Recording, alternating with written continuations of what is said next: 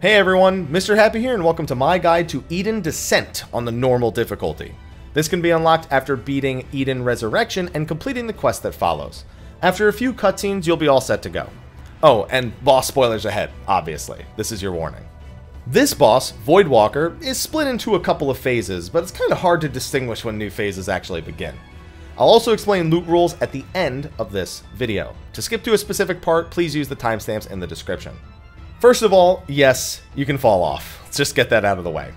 Voidwalker starts the fight showing you basic mechanics before combining them later. Doomvoid Guillotine does a line Bacon AoE that you need to step out of. After it hits, it also summons a line of Void Scent that travel perpendicularly outward in an alternating pattern. Just stay out of their path, lest you be given a debuff that decreases your healing received. Doomvoid Slicer makes a Bacon Donut AoE that is followed by 4 Void Scent traveling inward towards the boss, so stay out of their path again. These Void Scent and their paths spawn based on the positioning of the boss, with the Slicer Void Scent always appearing at the boss's front, rear, and each flank before moving inward. The next thing is Shadowflame. It's just a tank buster on both the tanks, so mitigate accordingly. It's also the only tank buster in the fight, so just keep an eye out for it. Entropy is a room-wide AoE, so treat that accordingly as well. Next, Voidwalker will show you 2 different AoEs you've likely seen before. Darkfire 3 just places AoEs on players to spread out, and Unholy Darkness is a split damage AoE to stack up for. The trick is Voidwalker's Spell in Waiting ability. This causes Voidwalker's next spell to happen on a delay. The first couple here are just for show. Spread out the Darkfires and stack for Unholy Darkness, even though they're happening at that delay. Later though, the delays will come with other mechanics or will have to be timed in a certain way. You can track these timers with the debuffs you get, but there is also a dice marker over players' heads that count down as it's getting closer to erupting. Right after introducing each of these Spell in Waiting separately, 3 players will be marked with Spell in Waiting Darkfire 3 and 1 with Spell in Waiting Unholy Darkness. These all resolve at the exact same time, so the 3 Darkfire players go away from the group and the remaining 5 split the Unholy Darkness. The next new mechanic is Hand of Ereobos. It simply does a powerful knockback from whichever side the hand is on. Knockback immunity works here, but otherwise get as close to the edge of the arena as possible to prevent being slung off the side. This will shortly after start being combined with other mechanics.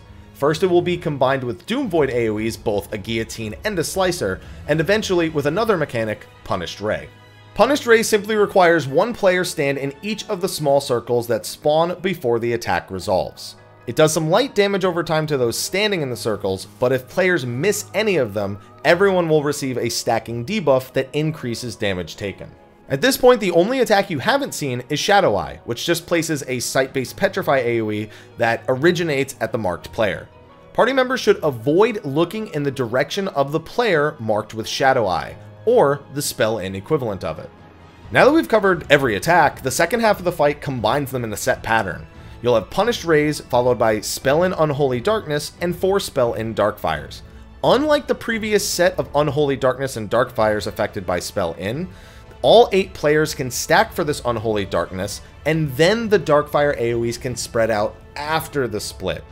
Mitigation here will definitely help in the Duty Finder, because there's definitely going to be players who move out before their Darkfires are even close to exploding. I've heard rumors it can happen the other way, where you spread then stack, but I didn't see it happen, so just, if it happens, do it the opposite way, I guess. We already mentioned Ereobos into Doomvoids and Punishing Rays, so really the only other combo here is Spell in Shadoweye plus double Doomvoid AoEs, with Guillotine first and Slicer second. The person with Shadoweye can stand towards the outer edge of the safe zone during Slicer, while the rest of the party stands further in the hitbox and make sure that they're faced away. It's really all there is to it. And that's all you really need to know for Voidwalker. It can be a little confusing sometimes getting used to the spell-in delays, but once you've seen it once or twice, you'll probably get the hang of it. On to the loot for this encounter. Voidwalker drops 8 tokens that you can exchange for item level 450 gear in either Yulmore at Yul Yul or Mord Suk at Gul Gul. It drops 1 of every token, with 1 random one dropping a duplicate. You can also randomly get a bonus chest with the Orchestrion roll for the boss's battle theme here.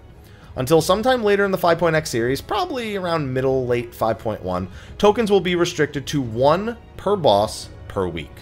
For more information, please check the patch 5.01 patch notes. And that's going to be a wrap for my guide to Eden Descent on the normal difficulty. Keep an eye out for the other normal mode guides and, of course, the savage mode guides coming in a few weeks. I will see all of you in the next video, and until then, take care.